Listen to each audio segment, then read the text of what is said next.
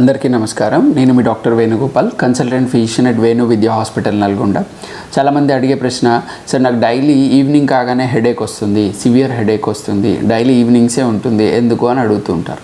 So ముఖ్యంగా most common evening headaches అన్నీ కూడా టెన్షన్ హెడేక్స్. ఈ టెన్షన్ హెడేక్స్ అన్నీ కూడా స్ట్రెస్ రిలేటెడ్ కానీ ఎక్స్ట్రీమ్ వర్క్ చేయడంలో స్ట్రెస్ తోటి ఈవినింగ్ వచ్చేవన్నీ కూడా tension headaches. It's most common. And ఇంకా ఉండేటివి ఏంటంటే dehydration can cause. So morning నుంచి ఈవినింగ్ దాకా ఎక్స్ట్రీమ్ వర్క్ చేస్తూ వాటర్ తాగడం కూడా మర్చిపోతుంటారు. సో సింపుల్ డిహైడ్రేషన్ కూడా ఈవినింగ్కి మీకు హెడేక్ కాజ్ చేస్తుంది.